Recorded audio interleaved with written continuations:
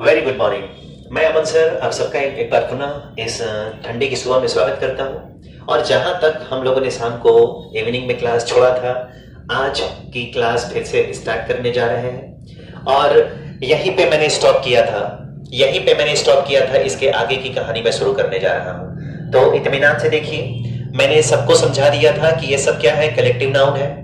और ग्रुप बनाने के लिए एक से अधिक लोगों का होना जरूरी होता है, इसलिए आप लोग समझेंगे कि ये एक से अधिक लोग हैं, ठीक है। और एक से अधिक लोग हैं तो जरा इस पे कैसे काम करेंगे, हम उस पे बात करते हैं। ये जितने सारे लोग हैं, आप पूछेंगे कि सर ये सिंगुलर है कि प्लूरल है, ये सिंगुलर है कि प्लूरल है, तो इस पे बात करेंगे हम, इस पे बताएंगे कि ये सिंगुलर है कि प्लूरल है। तो ये जितने सारे लोग लिखे गए हैं, सारे के सारे कैसे हैं, सिंगुलर है। और सिंगुलर तभी होंगे, ध्यान रखिएगा। और ये सारे के सारे प्लूरल हैं, ये सारे लोग सिंगुलर हैं, ये सारे लोग प्लूरल हैं। अब आप पूछेंगे कि सर फिर कैसे डिसाइड कर पाएंगे कि ये कब सिंगुलर है कब प्लूरल है, ये बात तो बनती है ना। और इसी बात को सीखने के लिए, इसी कॉन्सेप्ट को समझने के लिए आप सभी लोग और हम सभी इकट्ठा हुए हैं। तो ये सिंगुलर तब होते हैं जब इनसे यूनिटी का बोध होता है। और यूनिटी का मतलब क्या होता है, तो यूनिटी का मतलब होता है एकता। जब इनसे यूनिटी का बोध हो तब ये सिंगुलर होते हैं। और ये सिंगुलर हेल्पिंग वर्ब का इस्तेमाल करते हैं, ठीक है। और यहां पे आते हैं, ये प्लूरल तब होते हैं जब इनमें डिवाइडेशन होता है। क्या होता है दोस्तों, इनमें डिवाइडेशन होता है। और डिवाइडेशन का मतलब होता है बंटवारा। क्या होता है, बंटवारा। जब इनसे डिवाइडेशन का बोध हो, जब लगे कि परिवार एक नहीं है, परिवार में मतभेद हो गया है, ये परिवार अब एक था, जॉइंट फैमिली थी, अब अलग हो गया है, यही ना होता है। जब तक परिवार में यूनिटी रहती है तब तक वो परिवार एक रहता है। लेकिन जैसे ही मतभेद पैदा होते हैं, ठीक है, म्यूचुअल अंडरस्टैंडिंग अच्छी नहीं होती है, खराब हो जाती है, तो परिवार में क्या हो जाता है, बंटवारा। और परिवार एक से क्या हो जाता है, दो हो जाता है। तो यहां पे ये प्लूरल होगा जब कब डिवाइडेशन होगा। और यहां पे जो हेल्पिंग वर्ब आएगी, वो हेल्पिंग वर्ब किस फॉर्म में रहती है, प्लूरल फॉर्म में। एक और चीज, कुछ स्टूडेंट्स ऐसे होते हैं कि पूरा क्वेश्चन पढ़ लेंगे लेकिन उनको समझ में नहीं आएगा कि इसे डिवाइडेशन का बोध हो रहा है कि यूनिटी का बोध हो रहा है, फिर क्या करेंगे। तो उसमें ये चीजें देखी जाती हैं कि अगर अपना के लिए अगर यहां पे देयर दिया है, अगर देयर हो तो इसका मतलब है कि वो ऑक्सिलरी वर्ब प्लूरल होगा, उसमें डिवाइडेशन होगा। और जहां पे इट्स का प्रयोग किया गया हो, इसका मतलब है कि वो सिंगुलर होगा और उससे किसका बोध होगा, यूनिटी का। अगर इन सारे लोगों को पढ़ने के बाद आपको अगर समझ में नहीं आता है कि ये सिंगुलर है कि प्लूरल है, यहां पे इज लगाएं या यहां पे आर लगाएं, तो आपको देयर और यहां पे इट्स को चेक करना होगा। अगर इट्स है इसका मतलब यहां पे सिंगुलर होगा, अगर देयर है इसका मतलब यहां पे प्लूरल होगा। कैसे, जरा क्वेश्चन को सॉल्व करके सीखने की कोशिश करते हैं। मैं यहां पे पहला एग्जांपल आपको देने जा रहा हूं। अगर यहां पे लिख दिया जाए द पार्टी, ठीक है, द पार्टी, यहां पे आ गया हैज और यहां पे दोस्तों आ गया हैव, ए और बी। ए भरेंगे इसका मतलब पार्टी सिंगुलर है, और अगर बी भरेंगे इसका मतलब पार्टी कैसी है, प्लूरल है। हैज, उसके बाद आ गया सेलेक्टेड, सेलेक्टेड यहां पे आ गया इट्स, उसके बाद यहां पे दोस्तों लिख दिया प्रेसिडेंट।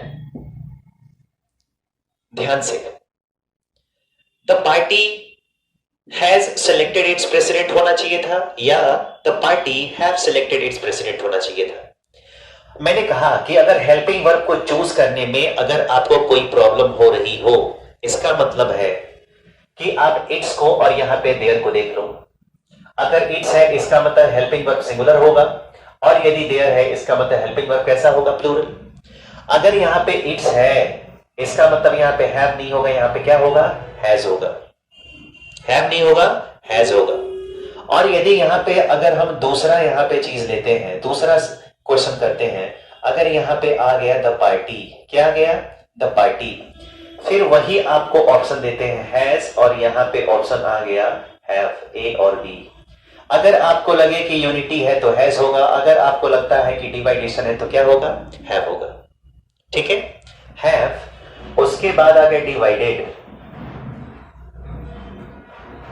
Over their opinion. अब जरा आपको चेक करना है, सेम है यहां पे। अगर यहां पे पार्टी है तो यहां पे पार्टी ही है। यहां पे हैज और हैव था तो ऑप्शन हैज ही हैव है।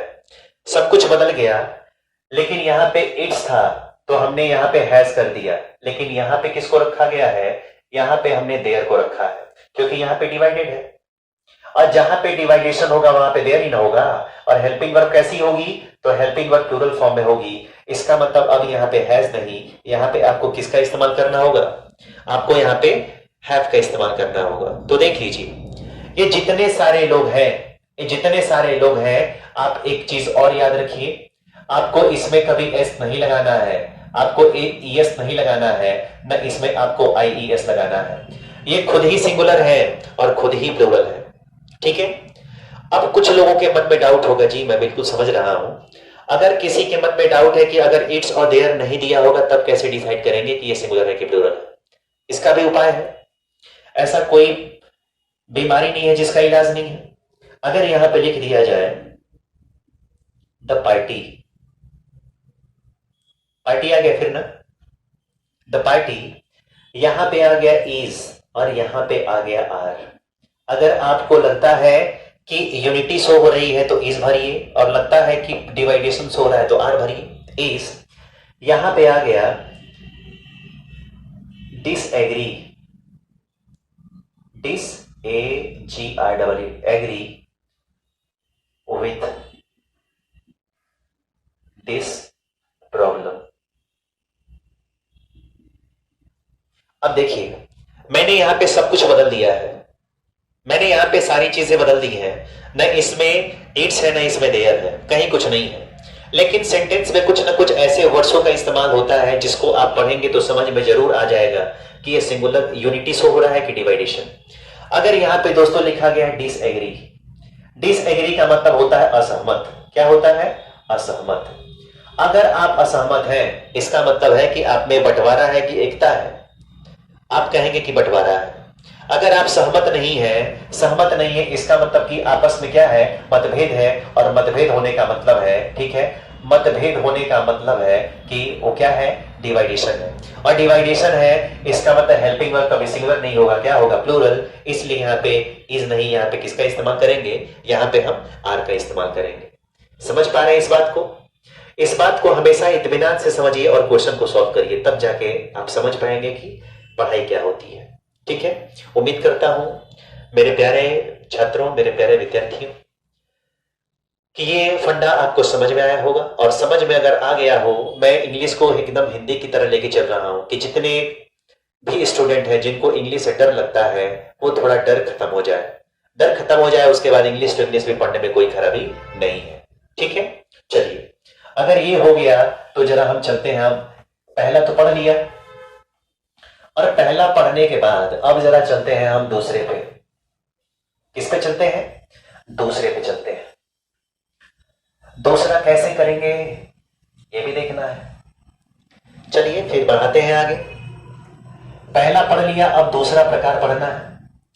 दूसरा प्रकार हम लोग पढ़ते हैं व्यक्तियों का समूह, व्यक्तियों का समूह। ठीक है, और दोस्तों यहां पे हम पढ़ते हैं तीसरा, यहां पे पढ़ लेते हैं वस्तुओं का संग्रह, वस्तुओं का संग्रह।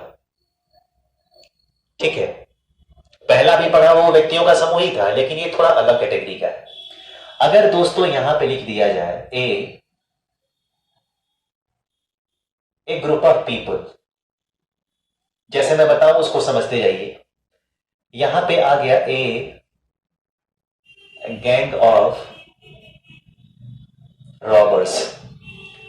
अगर यहां पे लिख लिया जाए ए बंच ऑफ क्रुक्स, ठीक है।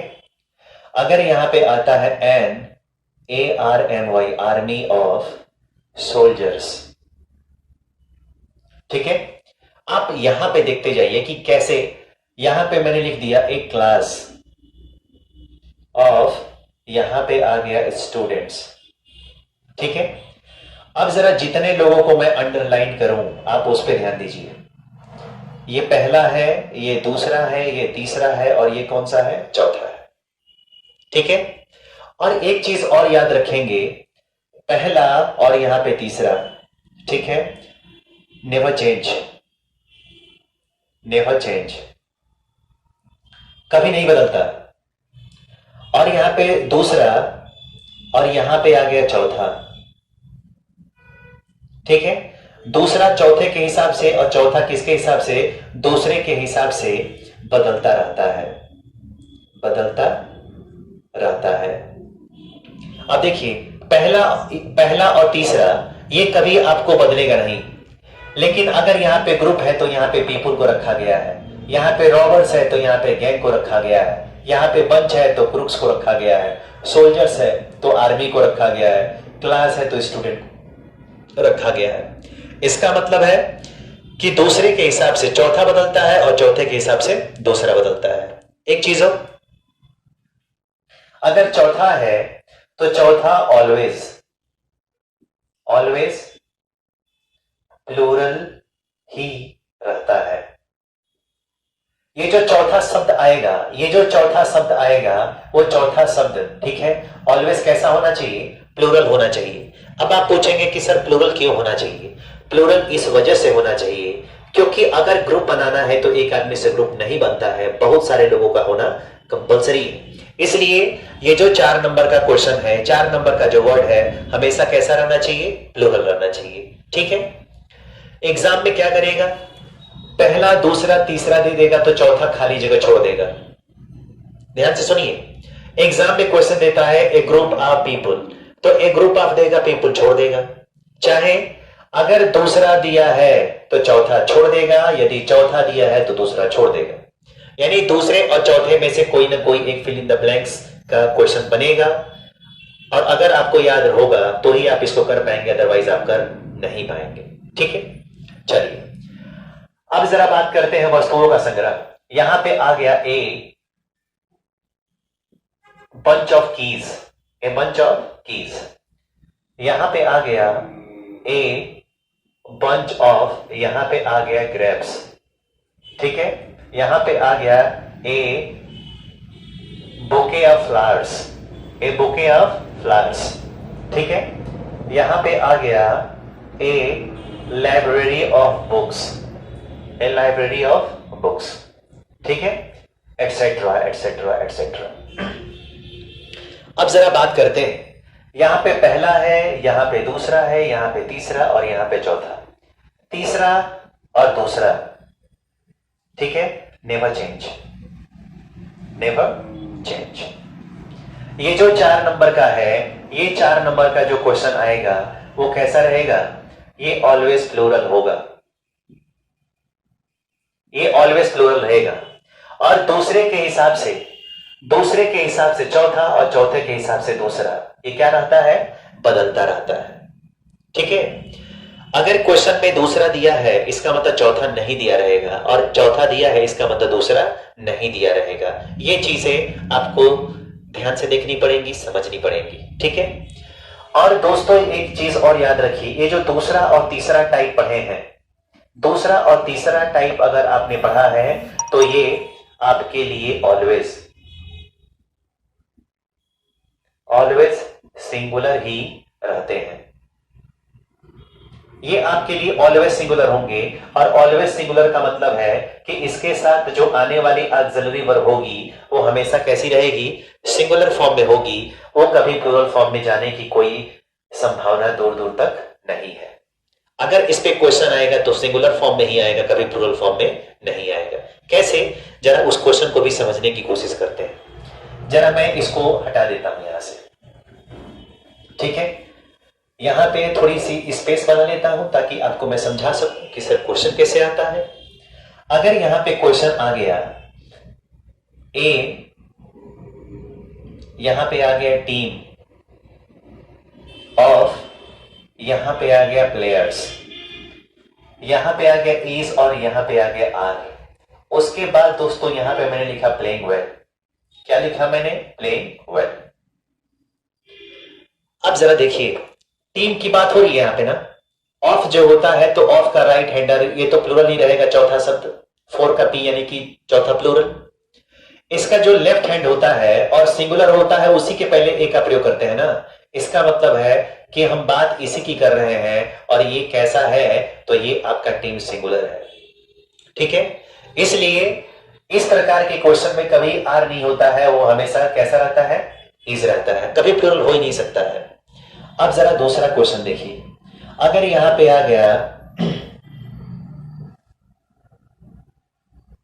Keys has